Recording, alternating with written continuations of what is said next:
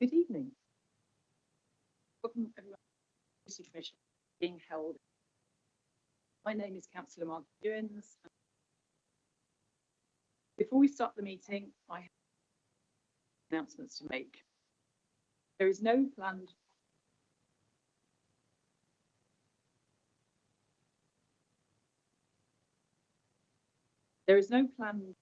fire alarm test this evening.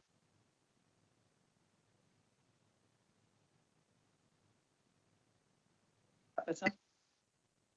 Good. Okay, thanks. There is no planned fire alarm test this evening. If you hear the fire alarm, please leave by the nearest fire exit and make your way to the agreed at St John's Churchyard off Druid Street. Council security staff will be available to direct you.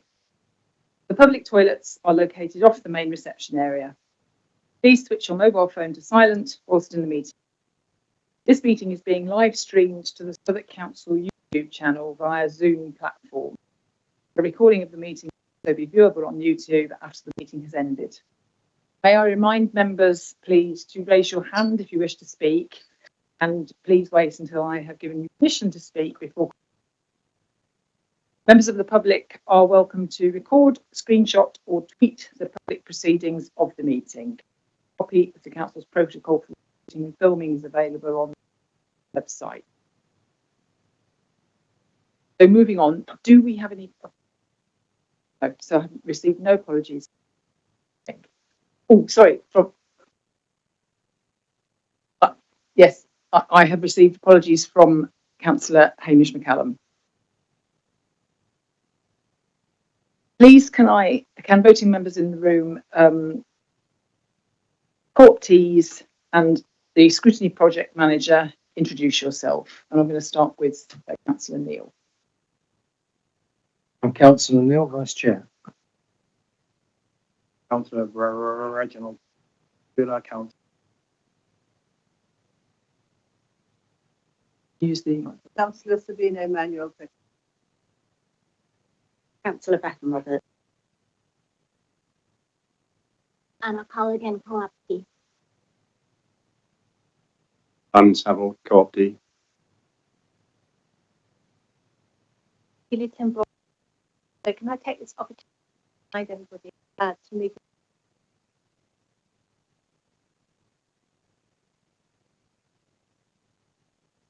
Thank you. Moving on to agenda item 2, there are no urgent items.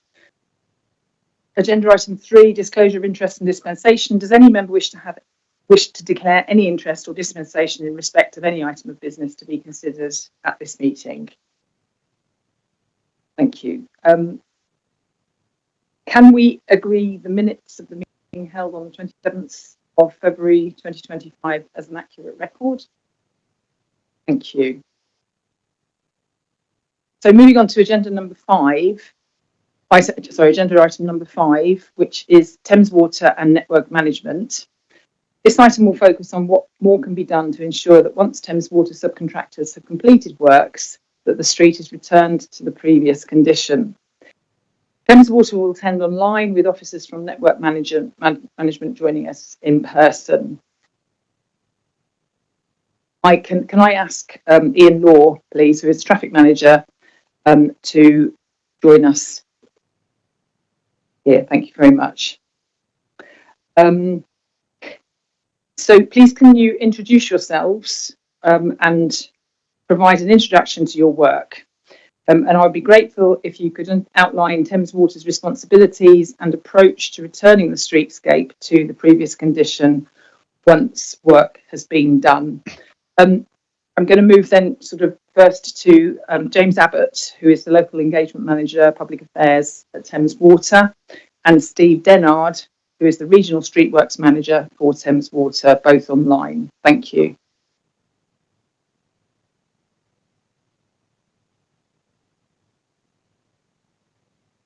I think you're on mute, James. Can you hear me now? That's better, yeah. Yeah. Well, thank you, councillors. Thank you, councillors. Thank you very much for inviting us along to this scrutiny session. As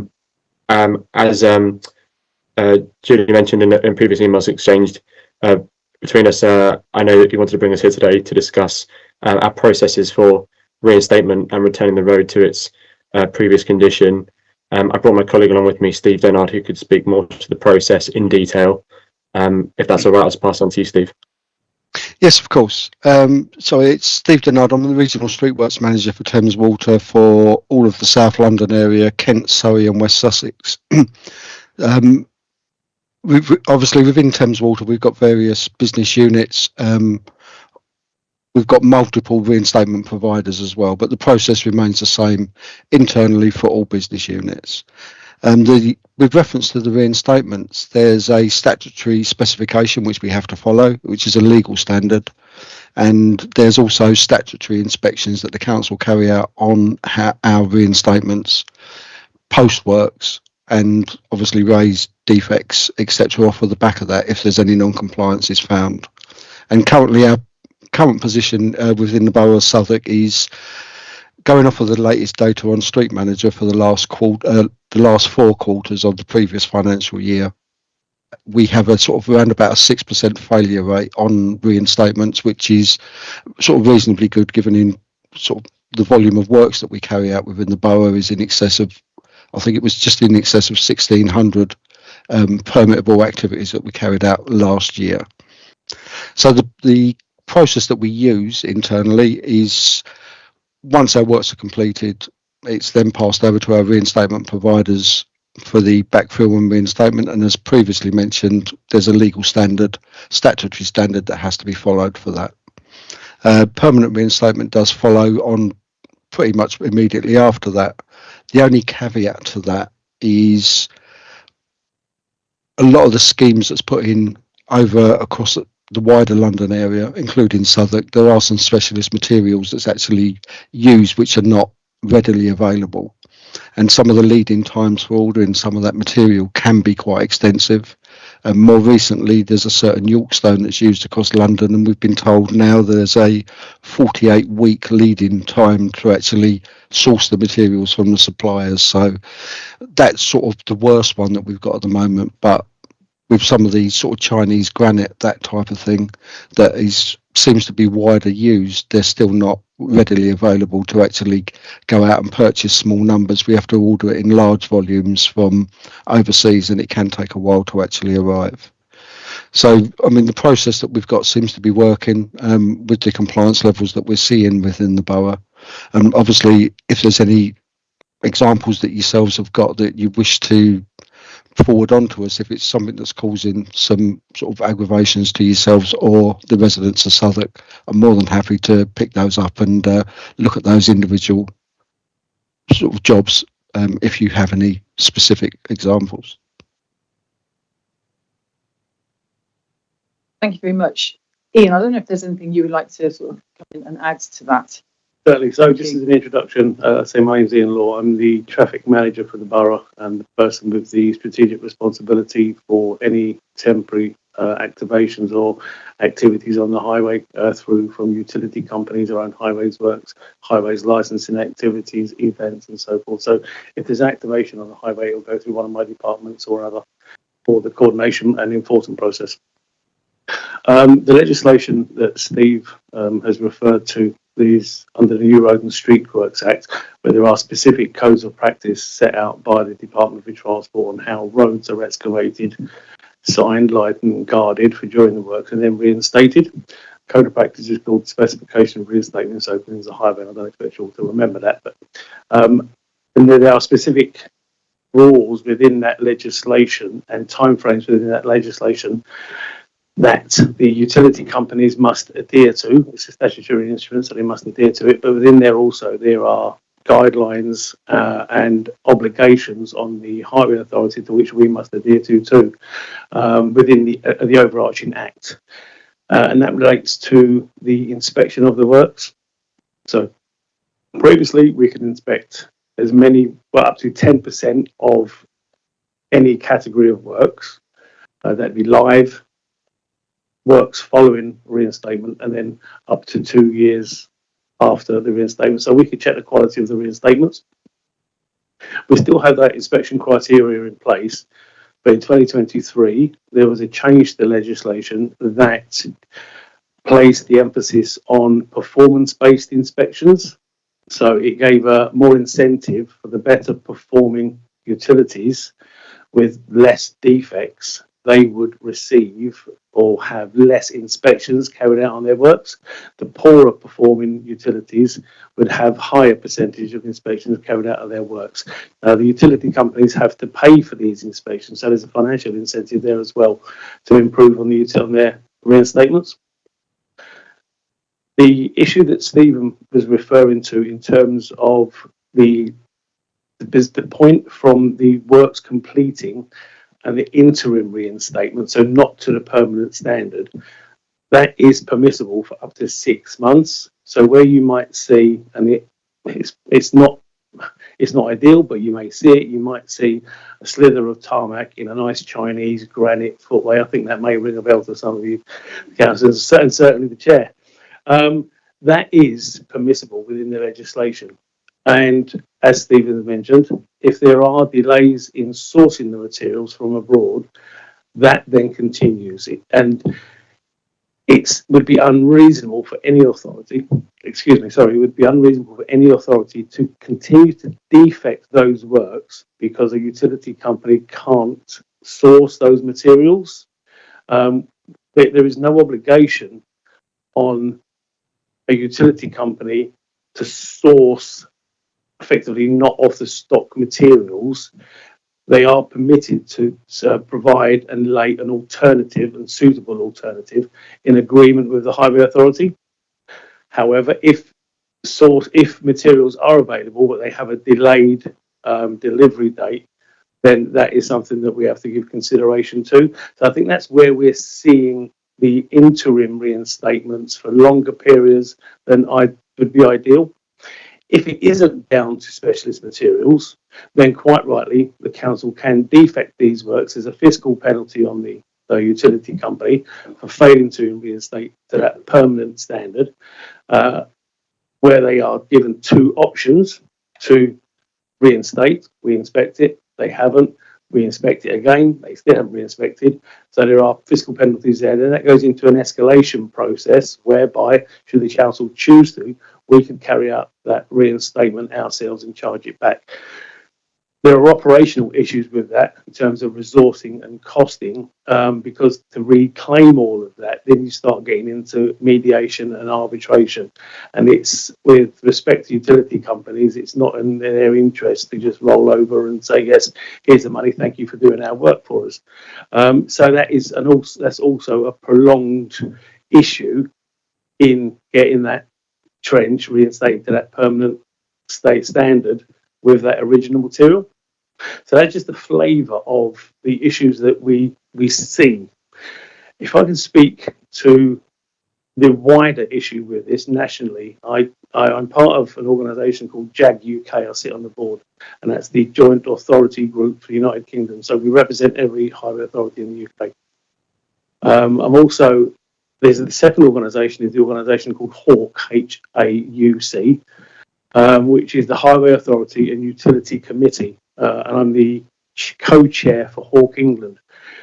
So I see this firsthand, the issue that myself and Thames Water have spoken to in regard to the interim to permanent reinstatement. We see it across the country, and it's an ongoing issue.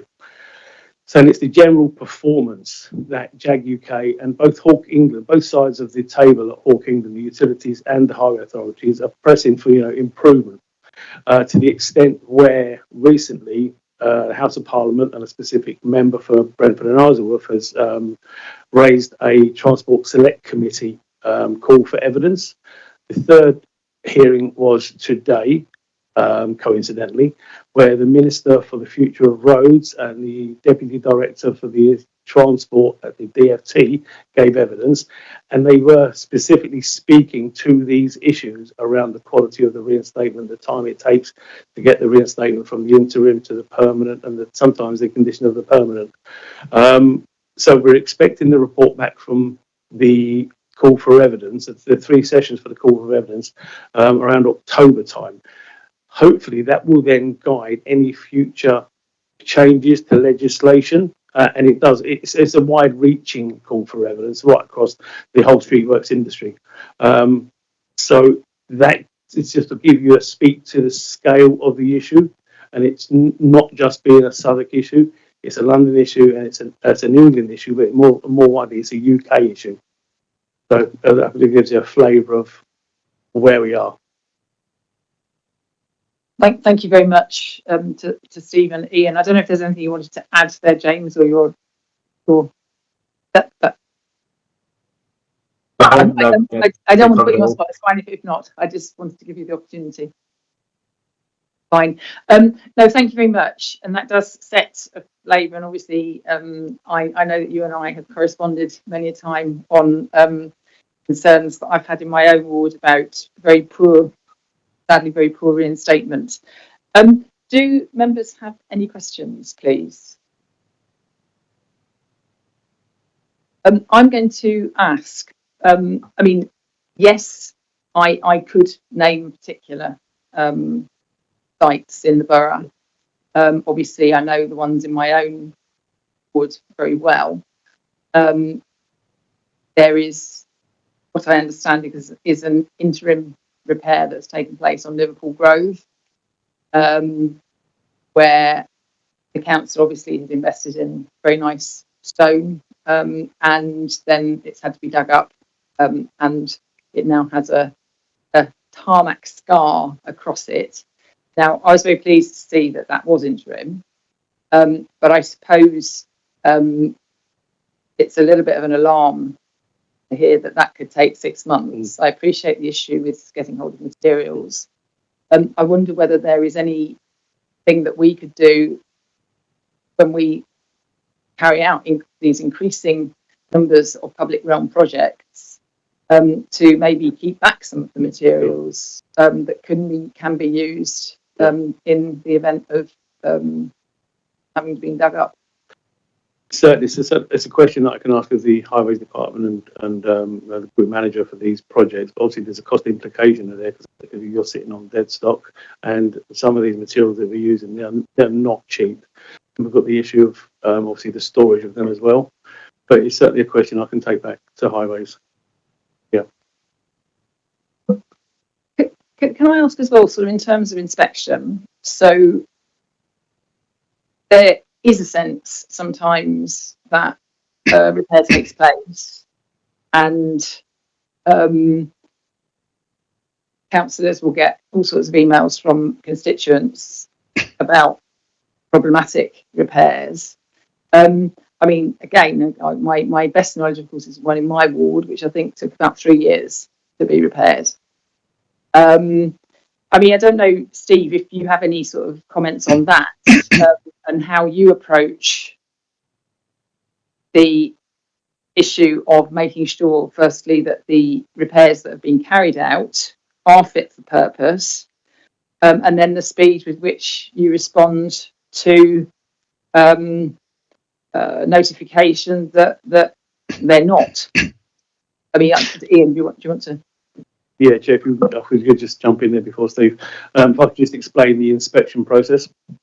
So local authorities are paid to inspect 10% of all. We'll use Thames Water as an example. We're paid or Thames Water pay us to carry out 10% inspections of their live works, 10% inspections of the works once they're completed, up to a period of 6 months, and that's that interim period that we referred to previously. And then the third inspection category is from 6 months up to 3 months prior to end of the 2-year guarantee period. So we've got three types of inspection that we paid for. So 10%, that gives us 30% of all the inspections that we carried out are paid for. Everything above that is at our own cost. There is no income on that. The 30% inspections I've referred to are randomly generated by a DFT computerized system called Street Manager. So that we cannot target or focus the randomly selected inspections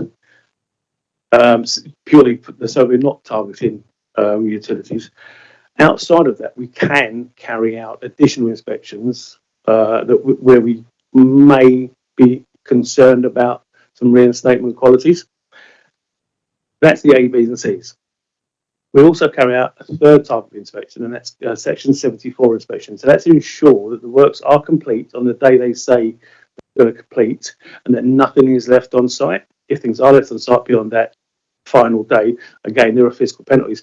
But as part of that inspection, to make sure the works are completed and all the signs and barriers have gone, we do at our own expense a quick visual check of the reinstatement, and it will give you an indication if some reinstatements are permanently are reinstated permanently first time. It will give us an indication if we think that might deteriorate over the 6 months or over the 2 years. So we would program inspections to follow up, or if it's in that interim, and if the interim isn't to almost a permanent standard, if not this permanent material, again, we can program further sort of routine inspections that will come along further down the line so we can monitor. So that's how the inspection process works. But I think you've got a question for Steve. Yeah, Steve, I mean, can we hear about that from your side, please? Of course, yes. So, I mean, just to put it in perspective, the inspections that Ian was just referring to, that's carried out on the actual reinstatements, I've run some figures off last thing this afternoon on the last financial year. And specifically around reinstatements, there was a total of 915 inspections undertaken by Southwark on Thames Water reinstatements in the last financial year. And as I mentioned before, there was 856 passes, 56 fouls, and 3 that was withdrawn. So performance-wise, we're not sort of in a bad place. The process that sort of comes off of the back of that with reference to timescales in response to these. Again, within the guidance that Ian referred to on inspections that came out in 2023, the last version, there's actual timescales for us to respond to these, to the highway authorities, as Ian mentioned, where we've got these 2 cycles before it goes into escalation. So once they're reported to us, we obviously go out, we look at those on site. If we agree that it's a valid defect, we accept the defect, we then plan in those follow-on works. And to say there's timescales, statutory timescales that's attached to all of those, and dependent on some of the materials that we mentioned previously.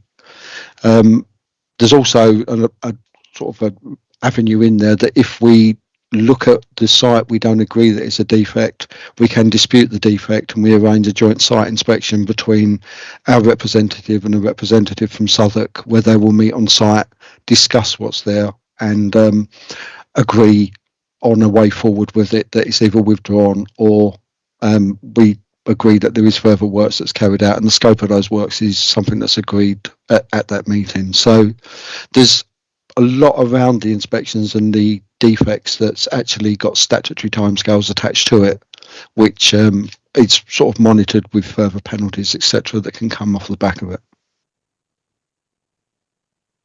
Thank you. Councillor Roberts had a question. Yes. Thank you, Chair. So you spoke about I think Steve spoke about the 48-week wait on Yorkstone, and that doesn't obviously then tie in with a 6-month wait. Is there a penalty to that? Does anyone, I mean, obviously it's kind of out of people's control, but there isn't really a reason why, for example, Thames Water do most of their work in London, and they know that they're going to need an amount of Yorkstone per year.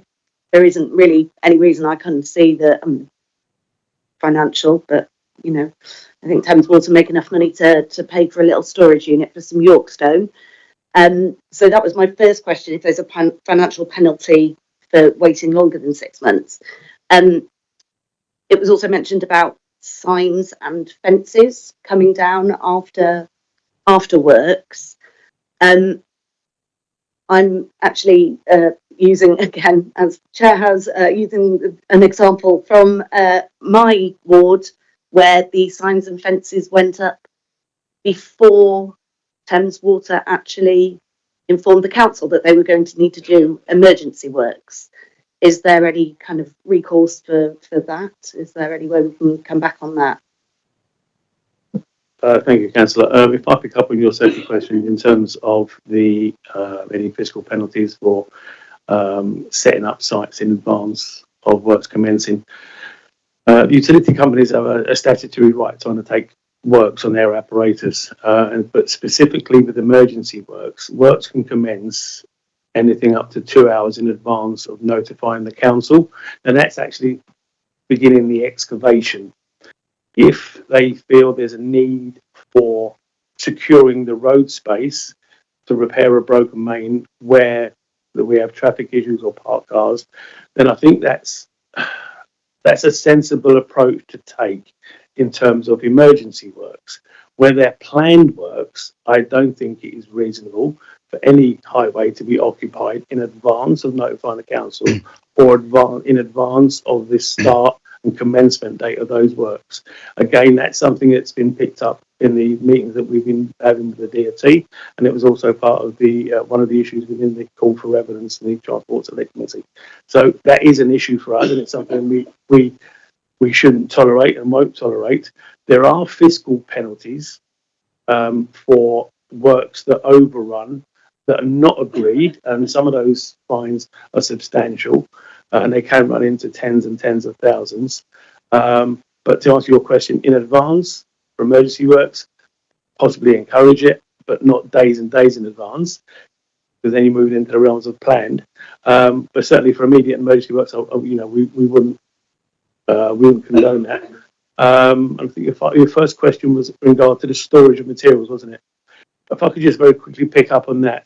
Where the Highway Authority do hold certain stocks of materials, we are required to provide these to the utility companies, and that happens now and again. So it's not like we're holding back materials for ourselves. We do share the materials, or we sell them on. Steve, I'll let you pick up on the storage issue. Of course, yeah. I mean, if we take one example of Chinese granite, it's something that seems to be quite widely used across London.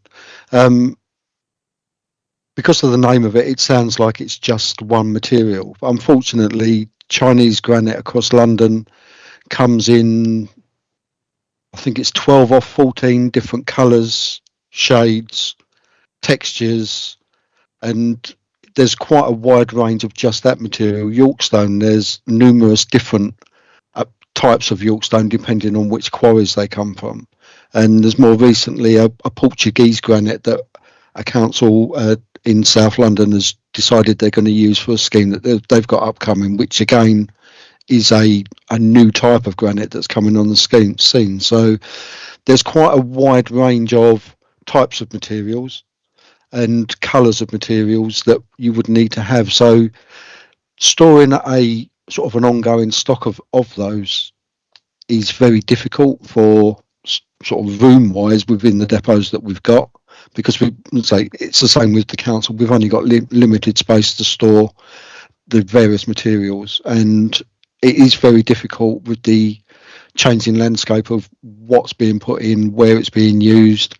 And it may be that we dig up an area, because we have to order this material by the sort of the pallet load. So it may be that we order a pallet of it and use one block out of that pallet and have the rest of it sitting there for 2-3 years, maybe even longer than that in some circumstances. So it is very difficult with that kind of scenario to have a stock of everything because of the amount of different materials that's available.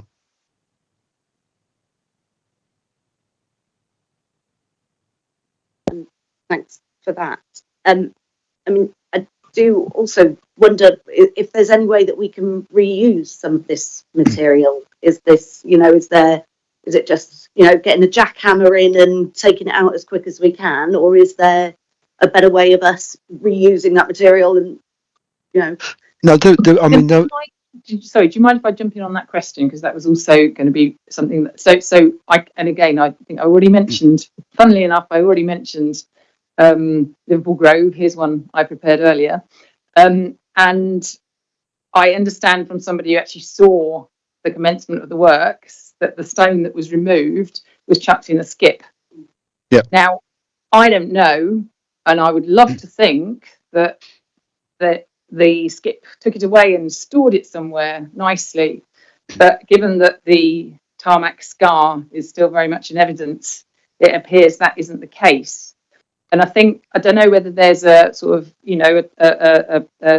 a tie-up between the people who actually you have on the ground carrying out those works to realise that they're uprooting expensive materials and that they actually shouldn't be chucking them in the skip.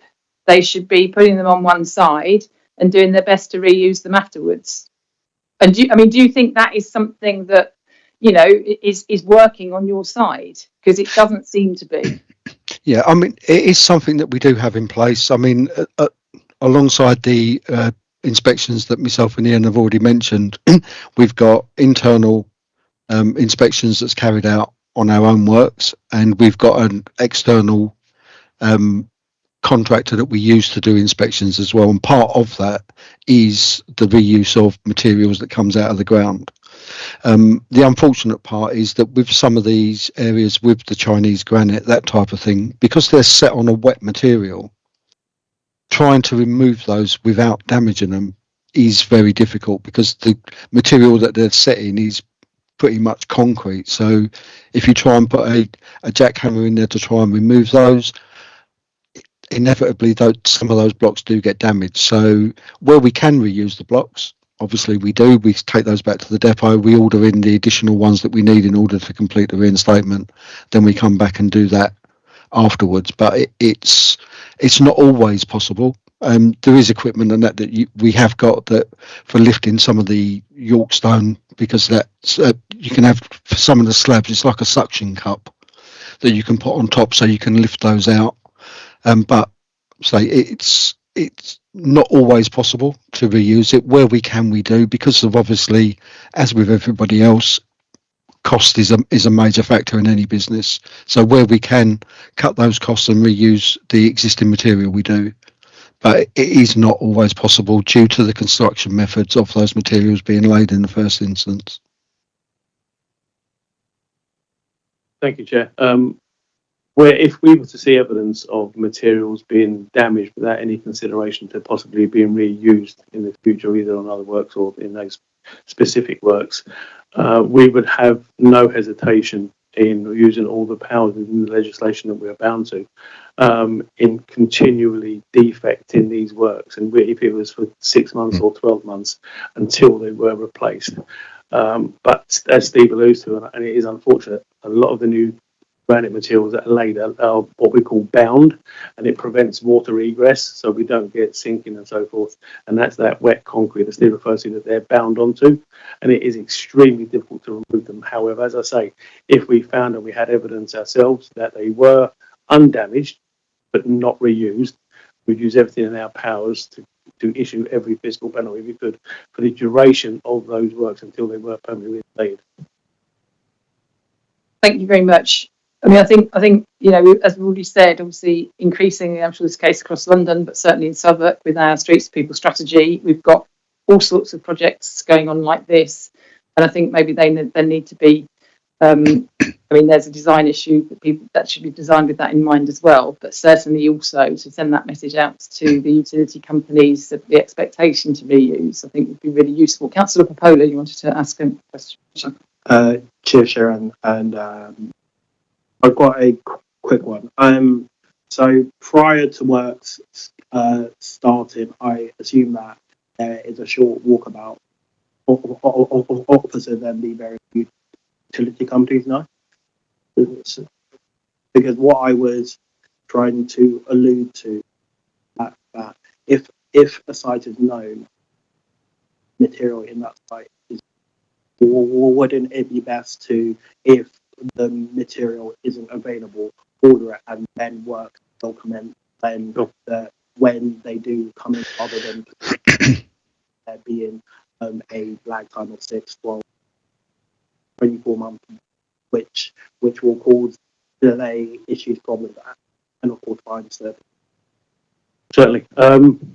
Unfortunately, we process around 25,000 street works and roadworks permits per annum. We don't have the resources to walk all of those sites. We don't have the resources to inspect all of those sites. It's just not feasible. The other issue that we have is that utility companies don't just dig up our roads for the sake of it. They're for a purpose. They're either emergency works, maintenance purposes, renewal of old apparatus, or new connections for someone's BT or whatever it be. Okay, and there are set timelines that they have to adhere to as well. So in terms of emergency works, broken gas mains, broken water mains and so forth, BT loss of connections, electrical loss of connections, there are specific timeframes that they have to adhere to have those works completed by. And even with new connections, for if you're waiting for your new Sky connection or your new BT broadband, you want it as soon as possible. You're not going to be prepared to wait for Virgin Media, let's say, to buy in Chinese granite that might take 6 months. You want your connection now. So I understand the frustration there and the issues with that. I also understand the utilities' commitment to their customers and their statutory responsibilities in terms of works. There are set guidelines that they have to work to too. Thank you. I don't know if Steve wanted to. Only really to echo what Ian has said is that with our planned activities, we do visit sites for traffic management purposes and to survey what it is we need to do to be able to sort of plan those works in effectively with the right timescales and durations, etc. Unfortunately, as Ian has already mentioned, if we look at new connections, we have a statutory timescale that's laid on to us by our regulators on making those new connections. So we can't sort of push those too far down the line. We have to do those within a certain timescale. And with the focus that's on things like leakage, that type of thing, it does become sort of very difficult to delay any works because of the reinstatement materials on the tail end of them, because we have to address leakage, some of the maintenance issues that we have with some of our valves, which if we've got a valve that we need for a planned isolation, obviously we have to go in and do that so we can effectively manage the water network properly. So there's certain things we have to do within certain timescales, and we couldn't sort of delay those works for extended periods of time. In some circumstances it might be possible, but the vast majority of the works that we do carry out, it's not something we could go out and look at, order something like Chinese granite and plan it for sort of 6 months' time. There's normally a reason that we need to get in there a lot quicker. Councillor Emmanuel. Yeah, hi. You mentioned that different utilities have to do different works. Is there no way you all can plan to do it one after the other instead of you laying down everything and then they come in and dig it up and then it looks patchy? Like the old Carlsberg advert where everyone's putting everything in the same hole. Unfortunately, the position of the existing apparatus is such that, get an example, Thames Water needs to carry out a repair on a water main. Gas makers are aware that they need to carry out a repair on their gas main. Unfortunately, because of the position and the separation between a lot of the utility apparatus, it would require the road to be closed for the duration of those works, because they might be working on either side of the road. So we lose that part of the road network. It's the vast majority of the time, it's easier to run them one after the other, as opposed to just bringing everyone in. Where we have major projects, and there is going to be a significant impact, yes, we do look at collaborative working. But on the smaller scale works, which I think you may be referring to, and bringing forward some gas works to work alongside Thames Water next week, it's bound and driven by the position of the apparatus in the network, in the carriageway, and also the traffic management that each of the utilities would require. Can I ask though, so because the scenario that you're talking about is likely to refer explicitly to the carriageway, whereas actually the scenario where we have these problems with the poor aesthetic, if you like, of the reinstatement actually is far more likely to be in areas which are not a carriageway. And therefore, do you think more attention could be done, could be given to the idea that, I don't know, if Thames Water wants to dig it up, you get in touch with British Gas and see if they want to do it at the same time, kind of thing? Because I appreciate that, you know, on the carriageway, you can't shut the road for an indefinite period of time in both directions a lot of the time. But if it's on a pedestrianised space, that may be something which makes more sense. Absolutely. I would agree with that on larger projects. But unfortunately, as well as the council or local authorities coordinating the works that are applied for, the utility companies are planning their works months and months and months in advance. So if I had to ring up Southern Gas and say, oh, Mr. Gas, Thames Water are coming into Dulwich Village next week to carry out some works. Maybe not Dulwich Village, but they're coming into Dulwich Village next week to carry out some works. We know you were hoping to come in 3 months' time. Can you come in tomorrow? It's going to be no. We would not get the collaboration, and we strive for it. We really do. But, and I think Steve and perhaps James would admit, it's not there. There's no obligation for them to collaborate works, but there's no real benefit to them in actually having to replan and reschedule 3 months worth of works in south of London to bring forward one phase. Does that make sense? It does, except I imagine that the benefit could be the fact that they're not going to get fined for failure to reinstate after 6 months. So, because the materials would be available for everybody. Anyway, obviously, rather than having a discussion, but I mean, I suppose I'm sure that we want to come back on some of these issues to you. Do members have any further questions? Can I then just sort of, Anna. I'm interested in deep paving, and if your standard and the organizations that have any prioritization of reducing part of projects. That's not something I can speak to at the moment because that sits within the Highways Department. But it's certainly a question I can take away and ask for a response to be shared with the chair. No problem. Thank you very much. In actual fact, I was going to say something very, very similar, Anna. So thank you very much. Yeah. So and just sort of to flag for anybody else who's listening that we carried out a very extensive biodiversity review last year, and one of the recommendations in that was to try and take advantage of if there is sort of, you know, requirement to excavate, to actually look whether it needs to be reinstated as a hard impermeable space or whether it could be reinstated as a sustainable drainage system, for example, which would provide benefits for biodiversity, but also for flood risk management. But that is, yes, so I think you answered the question, but that's just sort of to clarify, and I think it is something that we want to pursue a little further. I just wanted to finish really sort of then, as if members have no further questions. So one of the things that I find very, very frustrating as a councillor is that obviously, you know, we all have a pride in what we do, and we have a pride, I have a great pride as a councillor in Southwark Council, and therefore it's really frustrating where people sort of come to me and complain about stuff which they think is the council, but actually so often it is in fact a utilities company, and to be frank, so often that is Thames Water. I have found as a councillor, what I used to do if there was a problem in my ward, or in fact I would, you know, I would see them all over the place as I cycle around the borough, I would go home and sort of fill in some sort of protracted online form, and then I just gave up, and now I just put it on social media, because I used to find I would get no response when I actually went through the proper channel to do it, and the only way to get a response was to go on Twitter.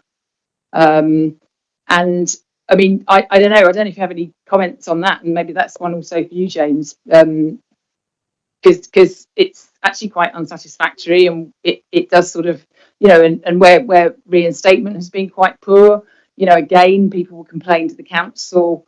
It just isn't very nice for us to have to deal with that reputational damage when it's actually the fault of Thames Water.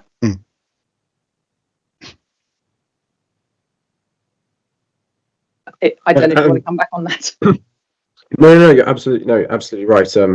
of course, we do not wish that any burden or, with regards to casework, or there's any undue scrutiny towards any of your councillor colleagues with regard to the reinstatement or the state of footways, either during any major works or any emergency works that we've committed to. But where you do have any concerns that you wish to relate to either to the business or anything in particular in relation to any works that are ongoing, like, I am the government liaison officer for Thames Water, so please do. I'll send another email to Julie to share around with. Apologies, I've got a bit of a cold. I will send another email around to Julie to share some of my contact details. So if you do have any cases that you wish to share, please do send it my way, and I'll make sure they're raised for urgent review. Thank you very much, James. Steve, you have your hand up. I don't know if that was something you wanted to come back on. I did. It was on a previous point that was mentioned about sort of the resurfacing works and that the council do, and sort of pre-work. So what I've just wanted to add in there is something that we've introduced. It's been going now for quite a number of months, but it's reasonably new. Is that ahead of Ian's team sort of circulate a resurfacing list of what the roads the council are resurfacing over the next 12 months.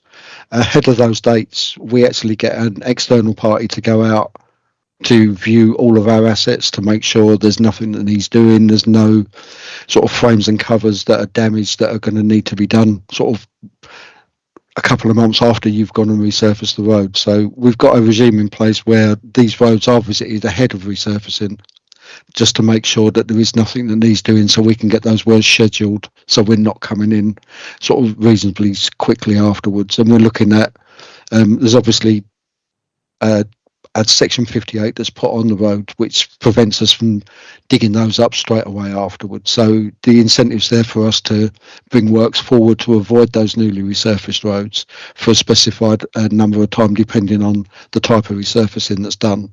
But we have actively got new processes in place where we are visiting those, so we can get in and out before any resurfacing is done to prevent having to dig those up. Thank you very much. I think members don't have no further questions. So thank you very much, Ian, Steve and James, for joining us, and enjoy the rest of your evening. Thank you. Thank you very much. Thank you very much, Chair. Thank you. So we're going to move on to agenda item number 6, and we are delighted to welcome Claire Allegren, who is the Community Partnerships Specialist at TfL. TfL have been invited to contribute to the scrutiny review on environmental health with reference to infrastructure updates to increase active travel, partnership work to deliver streets for people, and improvements to cycling safety with particular reference to safety hotspots. Please can you introduce yourself, Claire, and we will continue with your presentation. Thank you very much. Thanks. Hello everyone. Yes, my name is Claire Allegren. I work in the local communities and partnerships team at Transport for London. I've probably spoken to you all by email at some point. I've been around for a long time. I've been part of the local communities and partnerships team since it was stood up in 2017. And my remit is that I look after the whole of Lambeth and Southwark. So I have a kind of a broad understanding of the whole of this kind of region. And yeah, so I'm here to kind of give an overview of kind of funding, active travel, and the kind of communications that we have with the borough. Is that okay? Thank you. Yeah, please go ahead. Thanks. Sure. Is that the first slide? It is perfect. Sorry. I should also just apologise. I've literally just come back off holiday, especially for this meeting. So literally just Anyway, so my head's a bit crazy, but I'll do my best. Thank you very much. That's all right. That's marvellous. Thank you. No worries. So active travel is a really, really important part of what we do at TfL. You might be aware that Mayor's Transport Strategy outlines that by 2041, 80% of the journeys that are made across London will be made by public transport. So active travel very much sits part part of that, and it's part of what we try to deliver every single day. And of course, that wouldn't be delivered without kind of funding. So I thought I'd kind of start with that, if that's okay. So we've recently announced our kind of local implementation plans across the capital. They were actually, I think they were published on our website towards the back end of last week. So I'm happy to send the links to Julie afterwards if you want to kind of see that in kind of detail. But yeah, all of that information is on our website. So just kind of upshot is that the local implementation plans, which is the kind of funding that we give to boroughs to implement kind of active travel and other improvements, across London increased this year by 9%. So there's a total pot of 87.6 million. This year, Southwark has been allocated 2.5 million to fund schemes across the borough. The LIPS programme is kind of a 3-year rolling programme, and every year we invite bids from boroughs, and each kind of funding round is kind of approved year by year. Next one.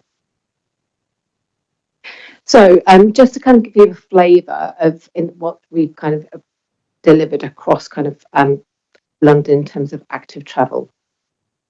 So in the last 3 years, boroughs have delivered lots and lots and lots of improvements. There's just some stats there. So 89 new accessible bus stops, new bus priority schemes over 7 kilometres, or new improved bus lanes. Lots of new wider footways, upgraded cycling routes, 74 new pedestrian crossings, training to over 50,000 adults, and just under 135 children for cycling schemes. Lots of on-street and off-street parking schemes to increase kind of confidence in cycling. And indeed, around 500 new school streets have been introduced, with almost 25% of primary schools now having a school street. Okay, new slide. That's okay.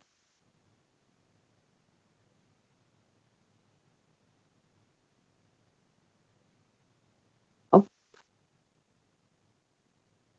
sure. I think that's right. So, thank you. Just to say that obviously, with that kind of that LIPS program, we work really, really closely with the boroughs to kind of develop those missions and the projects and programs that get funded within those, to identify kind of travel opportunities and opportunities for active travel across London, and that is supported by geographic data.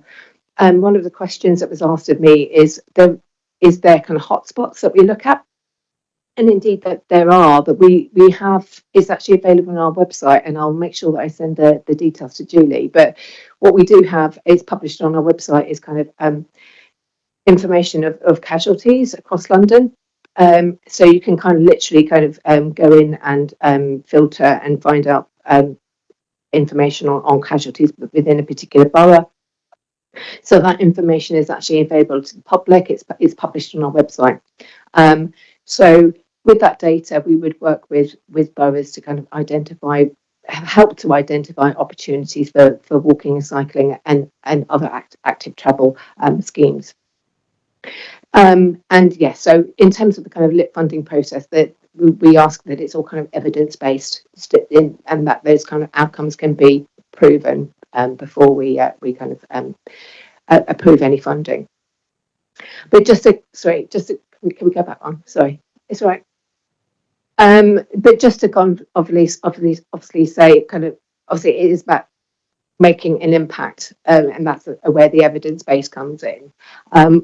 All of what we ask is that any scheme does deliver those kind of mayoral priorities, and of which active travel is one. the Vision Zeros, which we'll come onto in a minute. But just to obviously say that TfL's funding is still very constrained. It's been no kind of secret that TfL's funding has been a bit problematic the last few years, since COVID certainly, when we've had to kind of like have our funding settlements kind of agreed kind of year on year with government. And it's looking better now, but it's still very constrained. So any available funds that we do have, we have to make sure that we allocate those funds to projects that are going to make a real difference to people in London, and deliver those active travel outcomes that we all want to see. And that includes kind of measures like new bus lanes and new cycleways and new pedestrian crossings to make kind of walking and cycling more attractive. So those are the kinds of schemes that we would look to fund. Next slide. So that is a kind of a summary of the LIP funding for this next financial year. As I said, that this is all available on the website, so you can have a look at this in more detail. I did kind of bring up some of the schemes on my phone. There are kind of about 30, 40 or so schemes that have been funded for this next year. I'm happy to kind of send those to Julie again to have kind of a look through what that entails. But there were a real mixture of the different types of schemes that we funding pots that we have. So kind of under safer corridors and neighbourhoods, bus priority, safer cycleway network development, bus priority, micro mobility, parking, and cycle parking. So it's a real mixture of different types of schemes that within Southwark that we fund. And yes, that you can see that this year we funded £2.5 million worth of works schemes. And that could be schemes in various stages of development, from kind of planning to delivery. So that's kind of the makeup. Next slide, please. So yeah, Vision Zero is also another key mayoral priority, which I'm sure you probably know something about, which is about eradicating road death and injury of London's roads. And it's something that the Mayor takes very, very seriously. So all of the kind of schemes that we look at look to deliver on this promise of eradicating death and serious injury from our roads. Oh, okay. I have to say that all throughout the whole presentation, the printout that we have has all sorts of fascinating little diagrams, and for some reason they're not coming up on the screen. That's strange. Yeah, this is strange. Okay. Yeah. So that, I mean, as I say, the presentation that we have that you sent us has lots of nice pictures. Yes. It's just for some reason it's just coming up here. Okay. It was actually, as I said, I've been on holiday, so it was actually my colleague who emailed it over. I apologise for that. Oh, I can see it there. That's weird, isn't it? There you go. So there you go. There you go. Yes. Okay. So the Vision Zero kind of approach basically states that it shouldn't be inevitable that anyone should be killed or seriously injured on any road in London, and the target is to eliminate death and serious injuries from London's transport network by 2041. And you can see there's kind of like a little bit of a diagram there, and if you look at the GIS data that I will send over to Julia, you can look at yourself. You can see that since 2020, there have been a total of 4,483 collisions on roads within the borough. Of those, I mean, you can see that there's 2 fatal, 326 serious, and 1,348 slight. So those are the kind of current stats since 2020.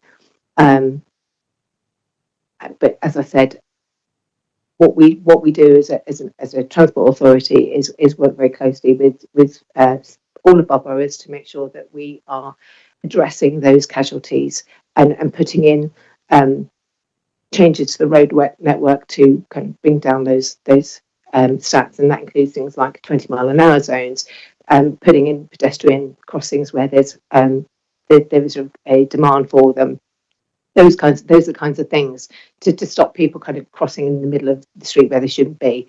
Those are the kinds of things that we look at to improve to improve pedestrian safety in London.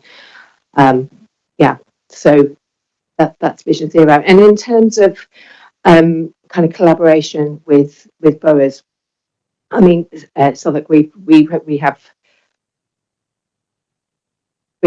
a real kind of close working relationship. You know, from my position, you know, I have a regular kind of strategic meeting with Councillor McCash every quarter at the moment.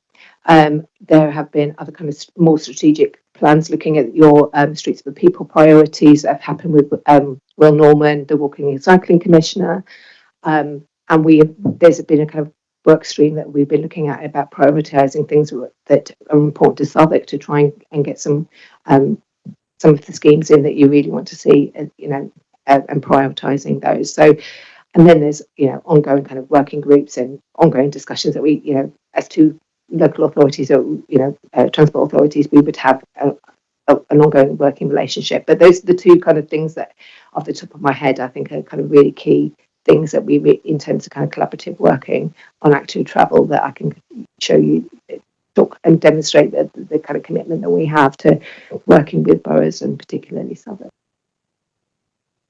Thank you very much. That's brilliant.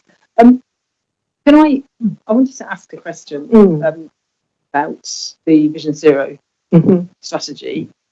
There's obviously an awful lot of data now showing that one of the key problems, of safety problems on our roads, actually is the size of vehicles and the increasing size of vehicles that are being driven. And I mean,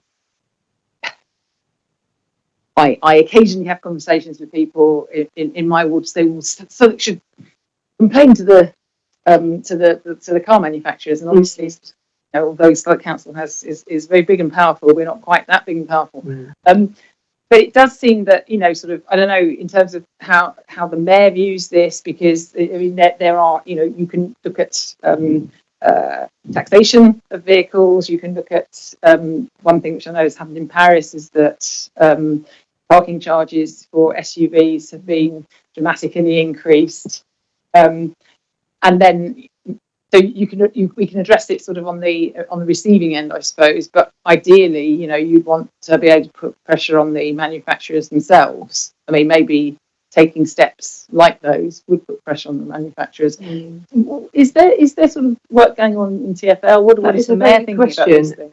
And I would put my hands up and say it's something that I'm not extremely close to. I mean, it's interesting because obviously from a kind of a mayoral policy, you know, private car ownership is something that we're trying to obviously get away from, and it's all about active travel, and it's all it's all about getting people walking and cycling.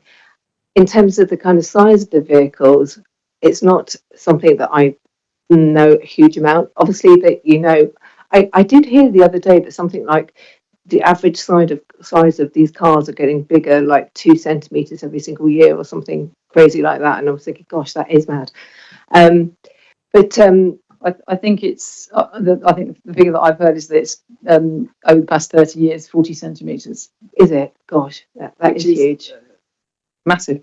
Yeah, I mean, what I would say is, as a, you know, we are looking at our curbsides with local boroughs to kind of look at kind of like parking priority and giving over some of that space to other means to discourage people from parking, and making people kind of make different decisions about owning cars in London generally. But in terms of taxation, that is something I don't know an awful lot about, but I can try and find out for you.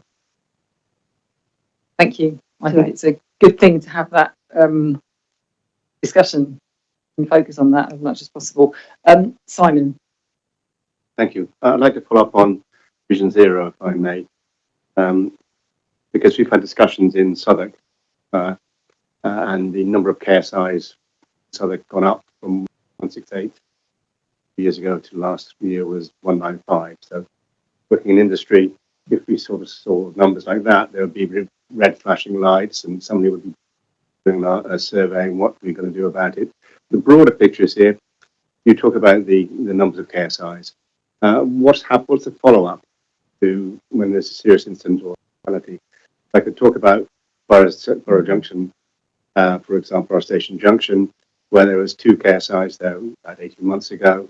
And to my knowledge, the council made input to TfL, Councillor McCash did, Leader did, we did, from campaigning groups. And that's been a subject of complaint from people for more than 10 years, and nothing's happened.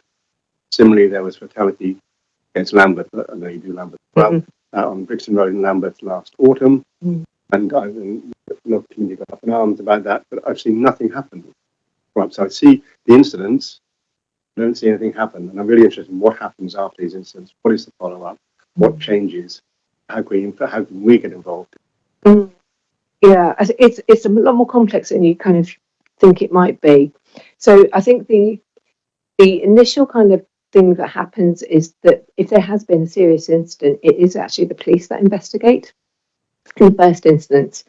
And in my experience, what would happen is the police would do an investigation, kind of work out what was the cause of the incident, and if there is something that would have, say, in the road layout that would have kind of caused that that fatality, then they would make a recommendation to the highway authority. So I have worked on schemes where there have been a recommendation from the Met to TfL to kind of change something in the road layout, and then TfL would then go away and design a scheme. So it's not always immediate. So that would be that's what normally happens, is that there's usually a Met investigation in the first instance. Can I just jump in and clarify that ASI means killed or seriously injured? That's all right. Acronyms everywhere. Just to come back on that, I mean, I would have thought that the Highways Authority would have well, if there is a serious incident at a borough Station Junction, they would want to know what is there a cause of that which we could do something about, because then we know what we could do at Borough Junction, and it's not been done. So I just don't think that Vision Zero goal of getting to zero by 2041 is going to happen without a change of heart from the highways authorities. I'm sorry, but it's just if you're an industry, construction or any big industry, they'd be all over it, and I just don't see the same behaviour. Yeah, I mean, to be honest, I can take Borough Junction away. It's not something a particular scheme or something that I'm particularly aware of, but I will look into that for you and report back. Is that okay? Thank you. Thank you. Councillor Roberts. Thank you, Chair. I'm afraid I've made a list. It's okay. I'll do my best. Yeah. So I represent Rotherhithe, which, as you know, is a peninsula. There is one road in, one road out. We are, impacted more than most by traffic accidents or incidents. We were very disappointed when we didn't get a pedestrian and cycling bridge between Rotherhithe and Canary Wharf and got a Silvertown tunnel instead, which doesn't really fit in with what I thought we were trying to do. There is a ferry. However, I'm not sure if you know how much the ferry costs for a 3-minute journey. It's £7.10 if you buy 3 minutes on a boat. £7.10 if you buy that at the pier. So I think that if we're trying to look at ways people can, use active travel, that's something that we do need to look at. The ferry is empty because it is £7.10. It goes back and forth with 1 or 2 people on every, all day. And again, being from Rotherhithe, the tolling of the Blackwall and Silvertown tunnels has caused what can only be described as chaos for the Rotherhithe tunnel. It's the first free crossing of the Thames apart from obviously the Woolwich Ferry, but the first high traffic crossing of the Thames. And I just wanted to know if there were any plans to make that improve that situation. It's, you know, it's the roads around there are surrounded by housing. The vast majority is social housing that is really, really impacting on people's health. Rob Hyde roundabout is in the top 94 percentiles for pollution as it was, and this is only going to have a really severe knock-on effect on that.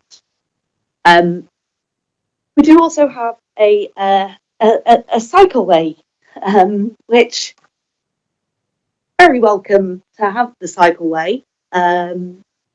It has, however, been a disaster. It's caused increased traffic, but purely, I mean, the cycleway is absolutely welcome, and I want it there, but it's caused mayhem on the roads. As I say, there's one way in and one way out of the peninsula, and we have got a situation where the plans that we were shown before the implementation of Cycleway 4 were not what was carried out. We're now having to make further changes to that cycleway. That's all money, that's all time, that's more disruption for residents. And it could have been, you know, it could have been handled a lot better. I do think that there is a lesson for TfL and the council. I mean, you know, I'm not saying that so the council is blameless in this either. It's been problematic, and we're now on to however long it's been, over a year now. But on that, I've noticed the stats of recording of accidents. We've been told consistently that TfL doesn't record accidents. So those stats were interesting. We've only been told that the accidents are only recorded if they're serious accidents or fatalities. There were a number of slight injuries, shall we call them? I mean, if you call a man breaking both his arms by being hit off his bike by a car crossing the cycle lane a slight injury, then those are slight injuries. And I think that there is work that TfL can do to record those better. We have asked about this, and we've been told that it's only the police that will record those incidents. And I think it would be really beneficial to, you know, Simon was saying about the Borough Station junction. You know, if there's been a fatality there, there's going to be more accidents. There's going to have been more accidents there. Are we getting the correct information? For all of these things, we need the correct information so we can come up with the best solutions. And yeah, sorry, I told you there was a list. I'm so sorry. Thank you. Okay. No, it's fine. I mean, I can kind of respond on a couple of those things. I've written a few notes. So, in terms of the Rotherhithe Tunnel, I know that TfL have been doing kind of a long-term piece of work about what to do with the Rotherhithe Tunnel, and as such, we haven't kind of made any firm decisions on that. That, you know, obviously, you know, your Councillor McCash is kind of very keen on finding out what we do with that. But you know, it is unfortunately, like a lot of kind of London's infrastructure, it's very, very old. And very expensive to kind of do something different with. But in terms of, I do know that there is a cycle bus that goes over across the Silvertown Tunnel. So there is an option for cyclists to take their bikes across there. In terms of Cycleway 4, I am aware that there have been some issues that have been, and again, I don't know the details of issues we have been kind of liaising with Southwark on, and there is kind of a list of various things that we're kind of trying to work out now. I think there are issues around kind of Lower Road and other areas. So we do know about them. We are working very closely with your officers to resolve those issues, and I get a fair bit of correspondence in about them. So they are on our radar. So please, just to give you a little bit of reassurance about that. And because I think we're kind of thinking about the long term, what we're going to do with Rother Hyde in the long term. There aren't any plans at the moment to pull it. Thank you very much, Councillor Emmanuel. Thank you, Chair. You mentioned that you're going to widen the pavements and strategy that's in place. However, if there's a narrow pavement, how are you going to stretch that? Are you going to take it into the road or on the side? And I've got another one. Mm-hmm. And if you have the bikes whereby you pay for and you drop it, how is that going to be managed? Because at the moment, most of the problems we're having is with bikes not managed properly. And are you going to put signposting up for bikers to beware when elderly people are walking past? But sometimes they like somebody's going to attack them because of the age, it's the perceived violence. And so how are you going to control that? I was going to go to your first 2 points, but could you give me a little bit more detail about the third point you were talking about? Yeah, if there's a zebra crossing and there's a bike, normally they don't stop. Right. They just go through. Everybody else stops. Well, if somebody's crossing the road and they're elderly and they're concentrating on it, and then all of a sudden this thing zooms past them, it frightens them. Of course, yeah. So how are we going to signpost to let the driver, the cyclist know that, to slow down towards a zebra crossing? The traffic lights, well, they don't stop there either. The bus normally have to swerve. You've got really good drivers because they just, and have to maintain. Yeah, so that's what I mean. Yeah, cycling behaviour is a really tricky one, because unlike cars, you don't have like a license plate or ways of identifying people after the act. But what we do have is that we do work very, very closely with the police to kind of spot check kind of people who are on stolen bikes, that kind of thing. We also do kind of spot testing and making sure that people are wearing the kind of right safety equipment. There are all sorts of spot checks that people go over lights that they're stopped and told off, and that is the kind of enforcement that kind of goes across London. If there are any particular hotspots that you can think about, that you've seen this and witnessed this happening, on a number of times, please do let us know, because I can kind of feed that back, and that would be really, really helpful. In terms of the point about Lime bikes, which I assume that's what you mean. So obviously we've got the there's two types of bike hire. Well, there's various types of bike hire. So there's the bike hire that TfL manage, which is the Santander bike hire scheme, which isn't as problematic because you've got the kind of docking stations and people kind of can hire a bike and return it to a docking station. What I think you're referring to is the kind of Lime bike type hire stuff, which is it is problematic because, as you say, people kind of just leave kind of bikes all over the place. And we, as TfL and boroughs, know that it is a problem, and it has been a problem since they kind of appeared on the scene. And what we're trying to do is to work with those providers to create spaces, a bit like the docking station spaces, to create spaces where people can pick up and leave bikes that are not littering the pavement. So that's a piece of yeah, so that, but that is a piece of ongoing work.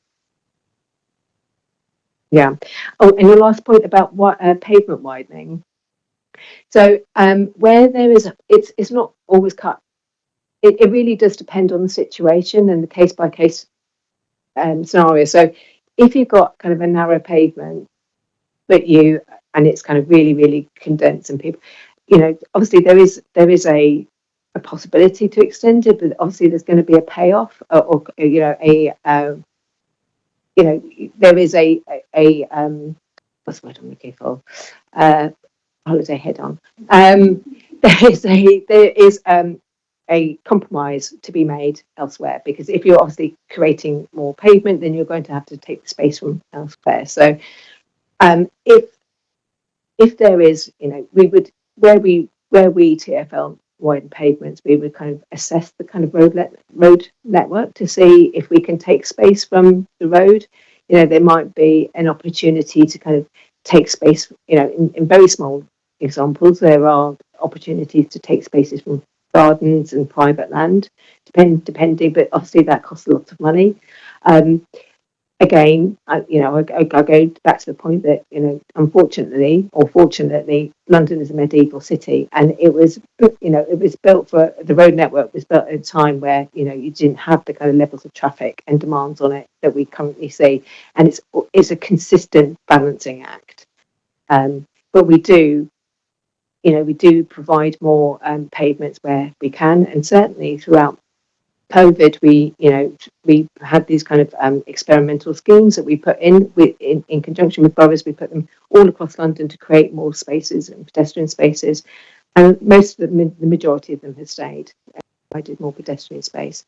So, I mean, if you had a particular pavement that you had in mind that you thought that it's always congested at this point, I would suggest kind of talking to your officers in the boroughs, your council officers, and saying, I think this is a prime site that we could look to create more pedestrian here. I was just taking the questions from your presentation, and I was wondering, well, if you're going to we have narrow and we have wide pavements. If you're going to use a narrow one, you obviously have a plan for it. And so therefore, that's why I asked you whether there'll be signposting. Because if somebody's coming around the corner, you have to tell them beforehand, it's a narrow pavement. And the bikes are coming, the pavements are there. So I just wanted to know what the strategy was for that. Sorry, I'm a little lost because bikes wouldn't go on the pavement. Oh, to park. Oh, to park. I see. I mean, if you have a parking for cycling is usually in spaces where there is space to put it. So allocated parking spaces for certainly for kind of the cycle hire scheme that we put on is agreed with local authorities. So we actually put in almost like planning consent to get those spaces. So that is absolutely in agreement with boroughs, and that those spaces are chosen so that they there is plenty of space for people to kind of walk around and access them. You wouldn't site them on a narrow pavement for exactly the reasons that you kind of talked about, because you need to still provide space for people to walk down the pavement. Those sites for cycle parking are usually in spaces where there is excess space. And just to add to that, obviously when the council puts in infrastructure like that, then again there are traffic orders which are open to statutory consultation. So I think everybody sees that. Okay, Councillor Neil. Yeah, thank you for coming along. I think local councils particularly are accountable to the constituents, their ward members, and I think historically I found it, and I understand it's the same with my colleagues, found it quite difficult to be dealing with transport in a way which has a similar degree of accountability. So because you're here, I've got some questions Okay. which residents have brought to my attention. Sure. I might not be able to answer them now, but I can certainly take them away. That would be great. And in fact, I'm not really expecting an answer now. Okay. But if you could, Which ward do you represent? it's St George's Ward, which Okay. is up by the War Museum. Oh, yeah. So, one of the problems that we've got there, Blackfriars Road, which is the A201, the road well, let me start with the Elephant Castle where I live. Mhm. It's the A3, London to Southampton, or London to Portsmouth. I think it's a vestige of the Abercrombie box section from the 1960s. It's 200 yards long. It's a 6-lane dual carriageway. Really doesn't have a place in a medieval city, as you described. And for decades, residents, including myself, wanted decent cycle infrastructure. TfL delivered that by nicking a load of the pavement. So now we've got conflict between the pedestrians and cyclists. The dual carriageway seems to be interrupted. As a consequence of this, we've got the sort of island bus stops, where to get to the bus stops, pedestrians are required to cross a cycle path.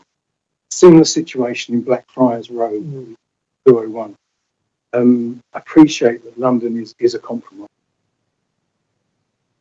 I think the Westminster Bridge Road is the sort of porcelain leg of the bus islands. But I really would like to be, if you could be in touch with someone at TfL who could help talk me through this. I think that there are some lessons to be learned from these bus islands. In fact, I don't know what the way forward is, but I don't think it's something that we can resolve here with scrutiny. Okay. Chair. So you'd like to talk to someone about the kind of floating bus stop? Yeah, the floating bus stops. Yeah, Yeah. that would be The rationale behind them. I mentioned the War Museum. So at the junction of the A23, Kennington Road and Lambeth Road, the A3203, I understand that that's the second most dangerous junction for cyclists in London. That's a bit difficult. It's at the between Lambeth, London Borough of Lambeth, London Borough of Southwark. So it's between the corner of my ward and another ward in Lambeth. And of course, it's a TfL road. Oh, which junction? So this is junction at the front of the Imperial War. Okay. The A23 Kennington Road and the Okay. A3203 Lambeth Road. Okay. Yeah, I know where you are. You know. Yeah. And I've contacted the councillors, sort of my equivalent number in Lambeth with no joy. I wondered if there's a way that I can get Lambeth ward councillors for Southwark and TfL sort of round the table in a Zoom call so that we can talk about making this less dangerous for cyclists. Yeah. It's a concern that's been brought to my attention. That Chair, thank you. If you perhaps you could speak to your people and then you can get back to Yeah, no, absolutely. I mean, I would say, in the first instance, that kind of get that gateway between TfL and yourselves as councillors, it should be me. So if you've got my email, if you don't have your email address, please ask Julie or whoever. Any kind of questions that you ever want to raise, please do come through me. I might not know the answer immediately, but obviously I can come back to you.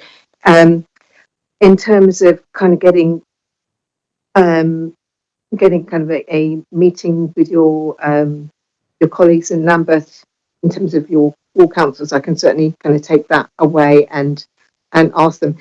I mean, what I would probably do is get someone from our kind of investment planning team there, but just to also kind of just give a bit of a caveat that team has just gone through a big change, and the kind of new structure has been put in place, but people are still finding their feet a little bit, so it might take a little bit. On the other hand, perhaps now's a great time to talk to them while they're fresh in post. Yeah, but I'd take that away. No worries. Thank you very much. Do councillors, do members, please have any further questions?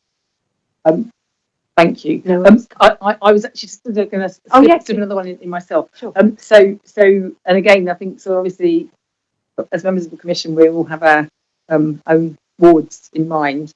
And mine is, one of the boundaries of my ward is Lordship Lane, Okay. where there is a stretch of, I think it's over a kilometre where there is no safe crossing. I think that there are plans, which have been in the pipeline for roughly 25 years to update the crossing at the point which Lordship Lane hits the South Circular. But between that point and the junction with Barry Road and Glenella Road, I don't think there are any other crossings. And then from Barry Road and Glenella Road junction down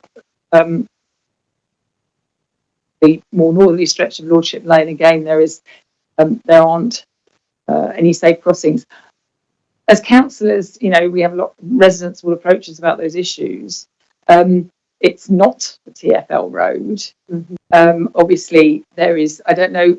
Anyway, I wondered if there was anything at all that TfL is able to do to help hasten the provision of additional crossings. I've highlighted a particular area there, but I mean, in general, other than through the LIP funding, which I'm assuming is then divvied up according to how Southwark wants to divvy it up, rather than that was going to be my suggestion, is obviously speak to your officers and lobby them. Sorry, that's not a really helpful answer, but yeah, obviously we kind of consider the kind of submissions that come into us. So if it's if it's not on that kind of list, that isn't necessarily consider it. There are things that do come out of that, but okay, on occasion. But I was also going to say, you're probably aware that we've recently put in a crossing, or in the middle of putting in a crossing at Lordship Lane and Dulwich Common, down that end of the stretch of Lordship Lane. Sorry, that's the one that I was talking about, that they've been planning for 25 years. It's being built right now. Excellent. Yes. Your colleague has a question. Just really quickly, what is the street trees on Red Route thinking of? That is a very good question. I mean, we do have kind of a strategy. I would suggest, and as an authority, we're trying to look at putting more trees in generally along our whole network, but not all sites are the right sites. So if you've got a particular site in mind, I would suggest writing to me and I can send it on to our team. But as we're trying to increase our kind of biodiversity across our whole network to increase, I can't remember the stats, but it's something like it's a lot more trees we're trying to deliver on our network to, obviously help air quality and all of those great things. So yeah, if you've got a particular site in mind, just let me know, and I can, if it's not on the radar of the right team of the agricultural team in TfL, I can certainly raise it. Yes. Yeah. Thank you very much. Thank you, Claire, and especially big thanks to you to rushing back from your holiday to be with us. That's okay. That's okay. Thank you. I hope it was worthwhile from your perspective as well. Thank you very much for your time. Thank you very much. So moving on to agenda item number 7, which we're going to hear on Highways Internal Project Management Review.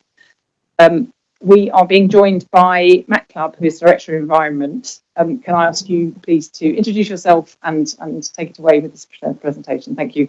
Thank you, Chair. You've done it perfectly. My name's Matt. I'm Director of Environment here. It's nice to meet those I haven't met before and see those that I have previously.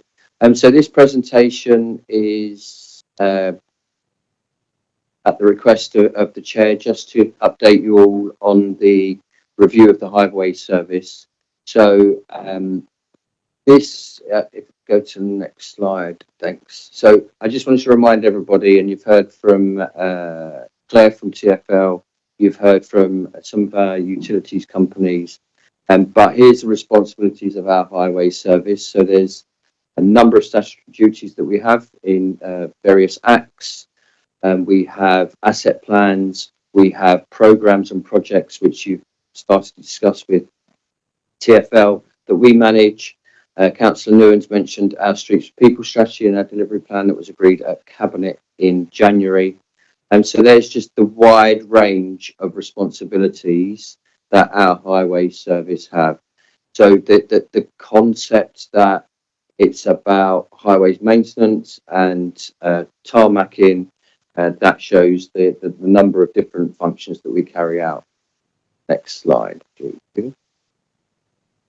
So as a result of the drivers that are up on the screen, varying from feedback that we've had in relation to projects and listening to the discussions, and I've met some of you before, about frustrations about pace, about communication when it comes to our highways projects. Some of you will be aware that some of you, well, at least two of you will be aware that there was issues with some traffic orders in the middle of last year, one at Low Road, one at Dulwich, that impacted on the council's reputation. And then the last point there, so the first two are looking back, and the third one there is looking forward about how we deliver our ambitious Streets for People strategy over the next 5 or 6 years. So they were the drivers for the review. It was done by an external company that are experienced in delivering highway services across London and know the industry very, very well. And they carried out the review. The review was, next slide please, Julie, was based on 3 particular areas.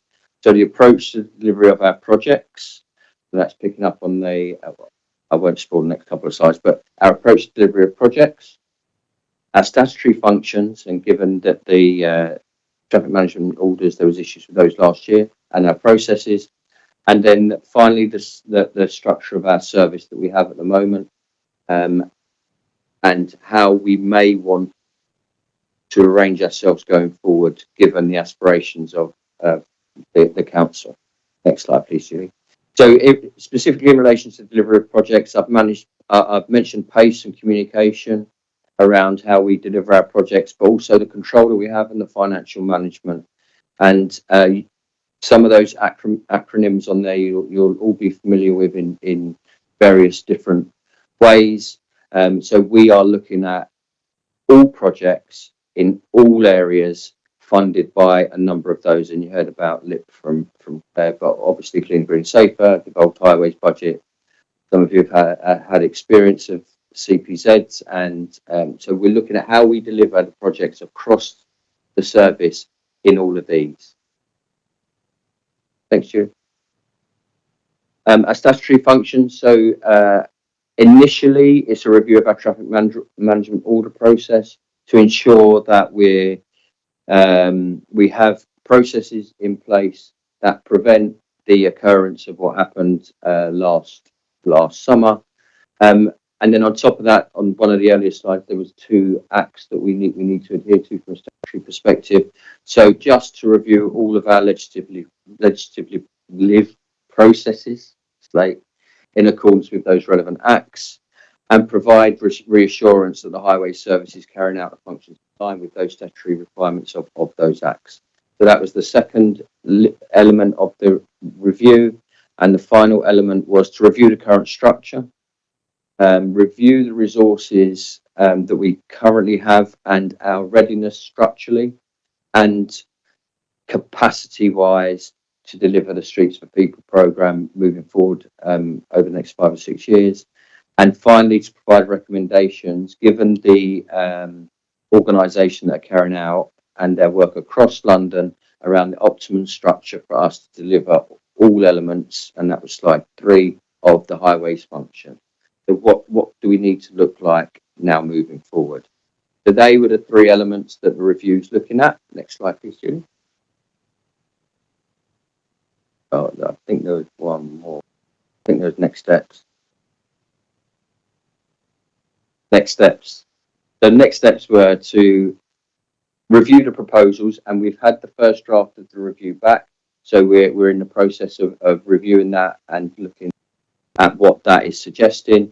Speak to Councillor McCash as lead member and go through that governance process, and then of course engage with stakeholders yourselves included as ward members, but also wider stakeholders in an attempt to ensure that we have the capability, capacity and resource to deliver streets for people moving forward, as well as all of those statutory functions on the earliest slide. Thank you, Chair. Thank you very much. Yeah, there was a time. Do members have any questions? Councillor Emmanuel. Yeah. Are you responsible for for my information? Are you responsible for the park cars, for the parking system? So yes, within my areas of responsibilities, not only highways, but it's waste and cleaning, regulatory services, parking, network management. So Ian, what else have I got? Street lighting, pest control, food safety. That's You more or know, less I it. have a question about the parking. A lot of tenants on my side, Peckham, say that they have difficulty in getting that parking space for a visitor. Mm-hmm. And sometimes when they paid for it and everything, they get a parking ticket. Okay. And the access to it needs really updating and fixing. So if you could let me know the location of that by Julie, then I'll ask the parking team to look into that for you. All right, thank you. You're welcome. Do members have any other questions?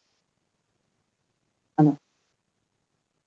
I'd just like to ask about your coordination with the biodiversity team and the flood risk management team, because I don't really see that biodiversity or flood risk management coming through in highways projects or priorities. So one of the acts that we need to adhere to is in relation to flood. We've just gone through the process of agreeing our next 5 SUDS schemes, so the flood alleviation schemes, with Councillor McCash. As part of the Streets for People delivery plan, we intend to work on I'll use the word zonal basis across the borough. And when we go into a zone or an area, we will look at every element. So we will look at highways resurfacing, we will look at cycling schemes, we will look at traffic reduction, and we would also look at flood alleviation schemes that are provided there as well. So we will work in a coordinated approach within a dedicated location moving forward, and that's part of the Streets for People programme over the next 5 years. Thank you, Councillor Popola. Chair, it's a very niche and minute question, but I know that a variety of councils have approved through CGS the implementation of bike hangers in around the ward. I've been informed that there is a significant backlog. Could you speak to that? Serious cycle hangers are incredibly popular in Southwark, as you would expect being in a London borough. We do have a waiting list as part of our Streets for People strategy that was agreed summer 23. There was a pledge within that strategy that we would reduce waiting lists so from the point that you put in a request for a cycle hanger, you'll only ever wait 6 months. So that's what we're working towards, but it's going to take some time to get there. We have been cleansing our data around the cycle hangers, and we are rolling those out. The consultation exercise that we carried out through Streets for People identified where residents would like cycle hangers. So as we go through that zonal approach, we'll be rolling them out. That won't stop. That won't mean that if there's a zone that we're looking at later on into the 5 years, that we won't put cycle hangers in. We will look at it collectively, but focus on those zones. But that's the pledge we've got, to reduce the waiting time to 6 months by 2030. But I wanted to find out how practically the backlog was going right now, just because I know that allocated it's far more about the. So you mentioned CGS. So as part of that review, the review that's going on at the moment is to understand understand where the pressures are within all of the systems and whether it's cycle hangers or other elements, and what do we need to reduce those and improve the service that we're providing in relation to whether it's cycle hangers or in fact the delivery of any CGS project going forward or devolved highways budget. So we're working that through at the moment with that ultimate goal of getting the waiting time down to 6 months. But there's a lot of requests in one ward, which I won't name. There is more requests than I think we've got curb space. So it's work that we need to go through.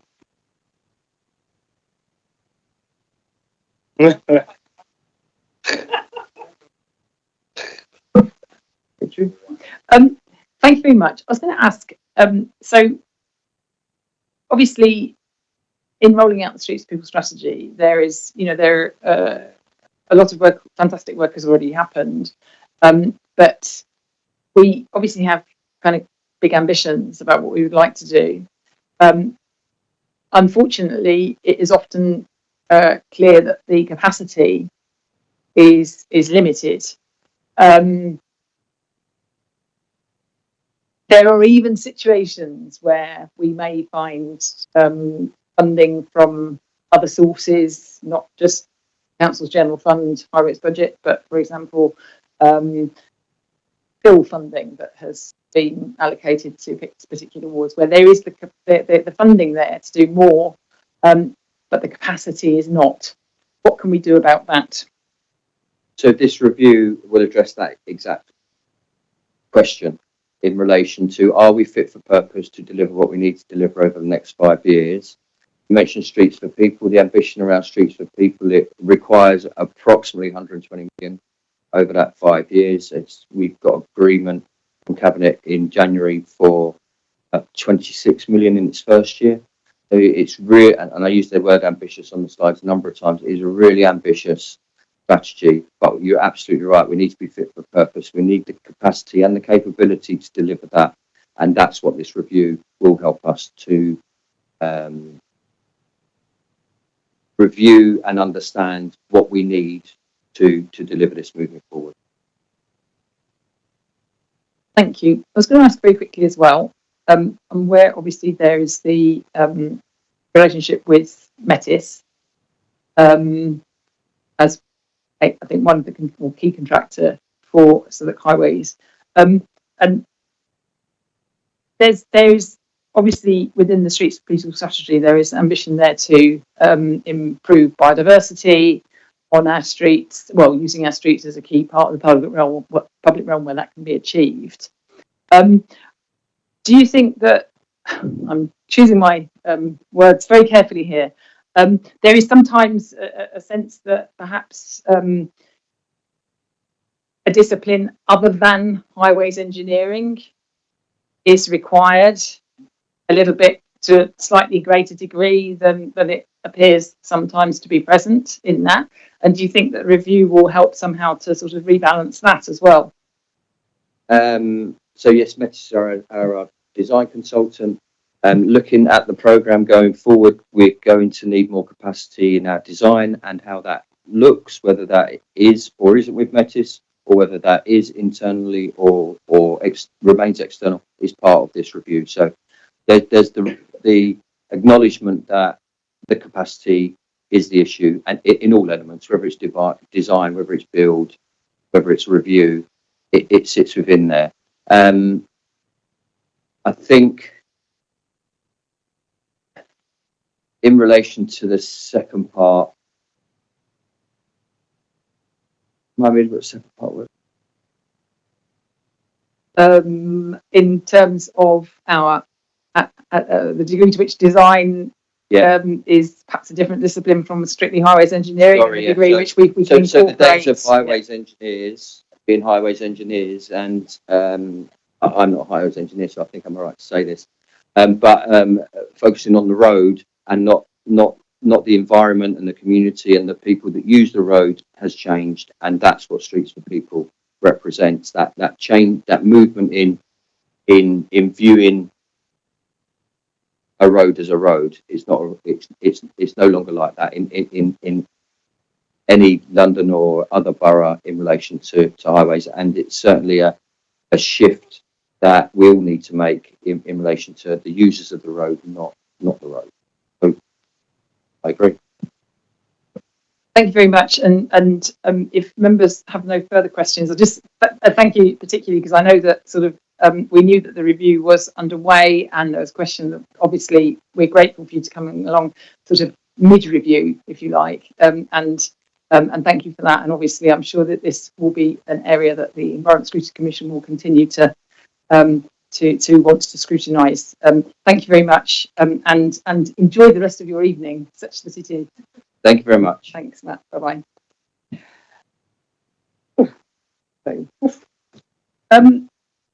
We're going to move on to agenda number 8, agenda item number 8, which is the Climate and Environment Householder Draft SPD Commission response. I'm sure there's something wrong with the order of the words there, actually. But those responses were submitted. And I don't know if there were any comments to those. I think that we.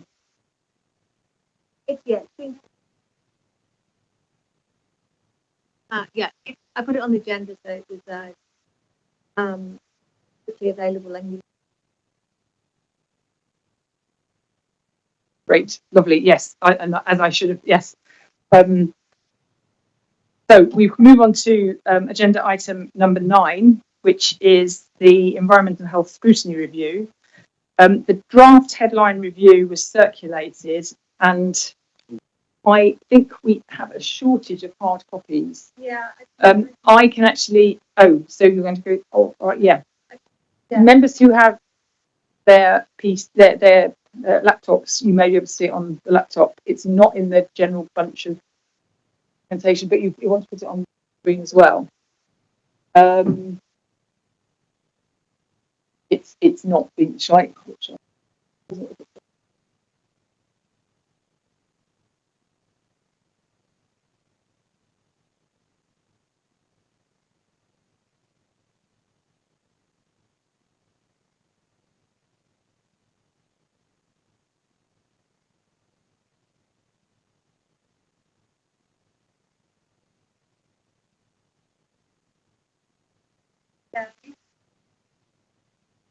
Right.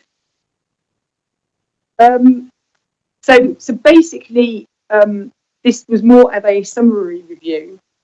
The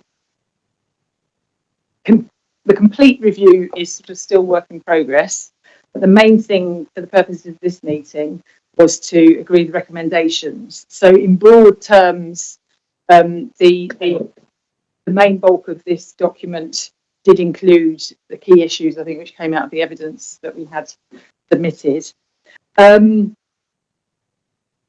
If there are no particular comments on the report itself, we could go and perhaps move on to the recommendations. I think that's probably the best thing for us to do at this point.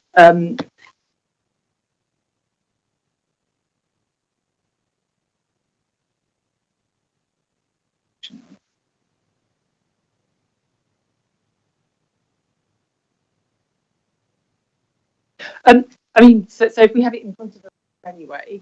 So I think the main, for me, when I was first sort of like looking at the subject matter, I think the thing that really came out to me during the first session that we had actually when we had presentations from public health was, in a sense, a missed opportunity in public health, perhaps not necessarily sort of, you know, there being a wide understanding of the huge benefits to public health that can be accrued from active travel and exposure to the natural environment. And so I think so putting the recommendations together, that's what I was really sort of keen to encapsulate.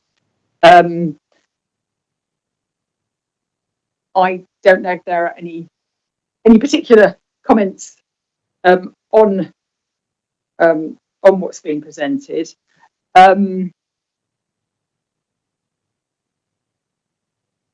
you want to? Shall we go to the? I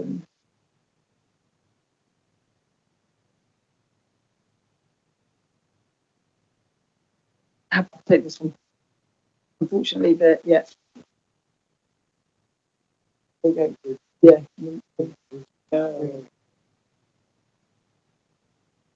No, I can see it online, and I know it. I know my way through it, or I hope. Well, certainly I've got more chance than others. So, in fact, I could actually open up the document itself, which is.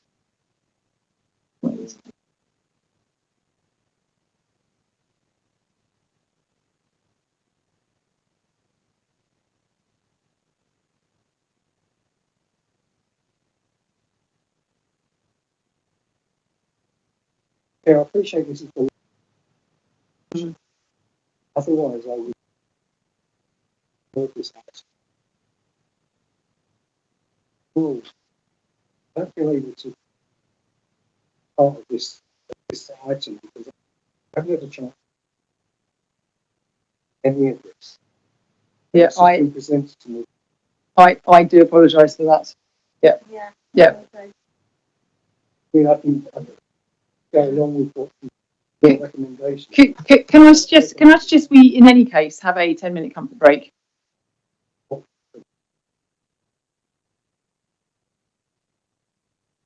If we have a 10-minute comfort break anyway, thank you.